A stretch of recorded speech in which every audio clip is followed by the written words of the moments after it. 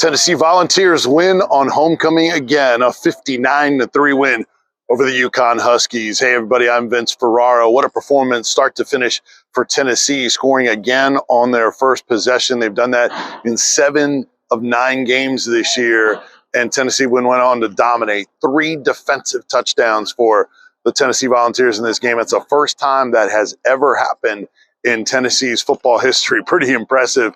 In fact, the 2 pick sixes, first time that has happened since 2013 when Cam Sutton and Justin Coleman took it to the house against Western Kentucky.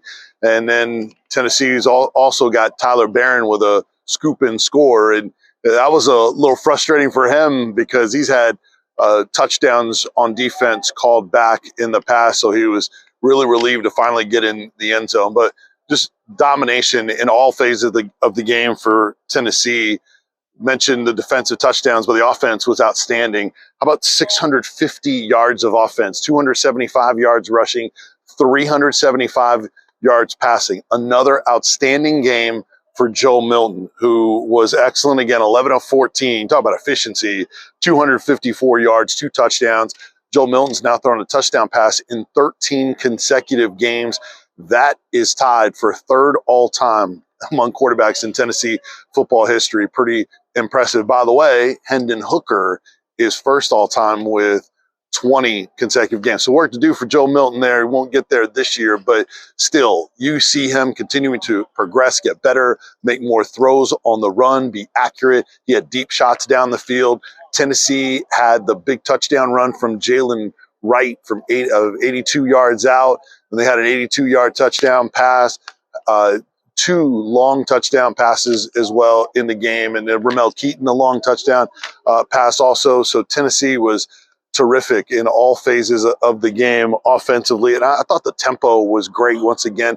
In fact, I think even we saw better tempo in the red zone from Tennessee. They've been slowing down more in the red zone this year than even they did last year. There's a little bit of that normally in this offense, but I think they have been slowing down more this year. But thought Tennessee kept some more tempo, and on Milton's rushing touchdown, you saw that be a factor for the Volunteers. By the way, Joe Milton now with 5 rushing touchdowns this year.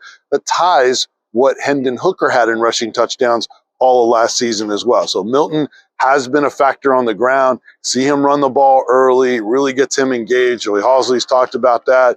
He kind of downplayed it after the game, and he said, look, I'm doing what we've always been doing. The opportunities are there. But you just see him being not only healthier, but you see him being more relaxed. You see him kind of moving defenders with his eyes a little bit. He's not only making good decisions, because I think the coaches were saying that he was making good decisions earlier in the year, but now he's doing it on time. And I think that was a progression for him as he's gotten more comfortable, is not just making the right reads, but being on time and doing so. And then the accuracy has been there, including on those deep balls. So you got to give Joe Milton credit. I know he's taken a lot of grief, but you got to give him a lot of credit for hanging in there and continuing to work and be motivated. And look, he got a chance to be Coach Milton for pretty much the entire second half after Tennessee got those 2 defensive touchdowns to start the third. That really changed the game and how quickly Tennessee could bring in their reserves. And it opened the opportunity to do so, whereas you probably would have seen Milton a little bit more in that second half. I thought reserves should have played a little bit earlier, but still, that's nitpicking because they did get a lot of playing time for those young players. I thought that was a real positive. Jalen Wright mentioned his long touchdown run, 113 yards rushing for Jalen Wright with that long touchdown. That's his 600-yard rushing game of the year. And, man, just continues to get it done. Speaking of Nico, mentioned him, 5 of 9 for 86 yards, had a touchdown pass to McAllen Castles, which was terrific. He started like he was going to run up the middle on a QB draw, and then he stopped and then fired a bullet down the middle to McAllen Castles, who broke a tackle and got into the end zone for that TD. Man, that takes poise, and you see Nico have that poise. His escapability that he's going to bring to the table is on display.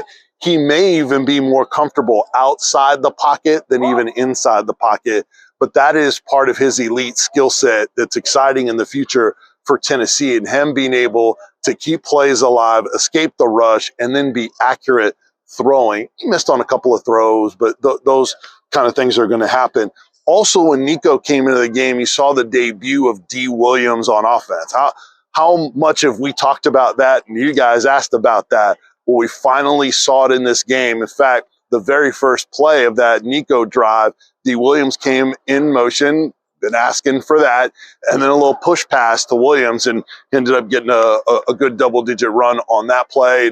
He played several more plays in that drive after that. So Josh Heupel, I asked him about D. Williams in the postgame, and he said that D. Williams did a nice job. He said they actually wanted to do it last week in playing D. Williams, but the way the game played out, I'm guessing it was because of the score.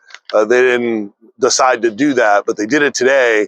And he said that D has a really good grasp of a lot of what they're doing on offense. I think that's noteworthy because that means that, hey, he's not just a one or two gadget play guy, that they might be able to keep him in an entire drive. You know, they don't like to substitute those wide receivers if the tempo is going well and you're moving down the field. So him being able to do more than a couple of plays is a positive for Tennessee. So Squirrel White even said, man, he's special. It's crazy what he can do. He can do anything on the football field when he gets the ball.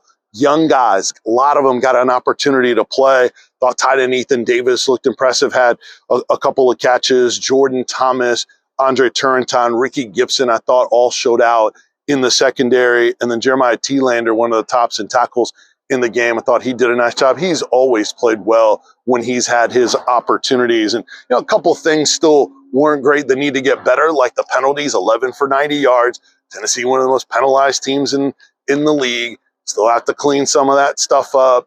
And then also in the red zone, 2 touchdowns and 4 red zone trips. Still want to be at a higher clip than that. But they had the long touchdowns, so it didn't necessarily matter in this game. And then an interesting development in the post game is kind of a drive-by handshake between Josh Heupel and Jim Mora.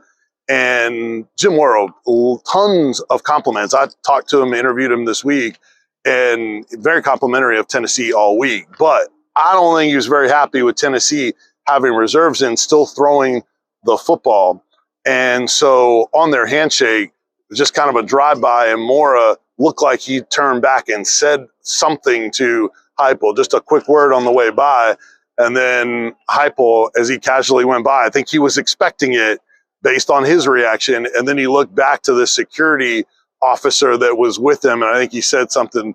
You know, I didn't hear any audio of it. Maybe he said he wasn't happy or something to that effect. Heupel was actually asked about that in the post game, and he just said, "Look, he has a good team, and I don't know, what I said or whatever." But I think it was probably the passing late. Look, I don't have a problem with that. If you're playing reserves, let them play, let them get better, especially because Tennessee has missed out on opportunities earlier in the year to play more young players and get them snaps. So you're going to pass on this opportunity because you're worrying about the opponent and their feelings? No, let them play out. Now, Tennessee took a knee at the end. I get that when they could have punched that in, but I think if there was any issues there, if that was the case, it's probably because Tennessee was still throwing the football a little bit, but that's just them getting to work. So tons of content on the way, 991thesportsanimal.com. Podcasts are always there. Video section there in the middle of the website. You can subscribe to our YouTube channel. You can subscribe to any of those individual podcasts. I host Sports Talk with John Wilkerson in the mornings, or the Eric Ains Show with Brian Rice, or you have Josh and Swain from noon to 3, and then obviously Tyler and Will in the afternoons as well. And there's a bunch of other shows on our station. You can subscribe to those individually or the full station feed as well, and then subscribe on YouTube and get all those. Click on notifications. You get alerted whenever we post all of that content. So tons of reaction to this, and then a look ahead to the Missouri Tigers that are next up for the Tennessee Volunteers. We'll see what Missouri is, what their status is going into that game, and then obviously Tennessee feeling good after this one. It'll be a tough road test in Columbia next week. All right, that'll do it from Neyland Stadium. Tennessee with a dominant 59-3 win on homecoming over the UConn Huskies. Thanks for watching. Really appreciate it. This is Vince Ferrara, 99.1, the Sports Animal. See ya.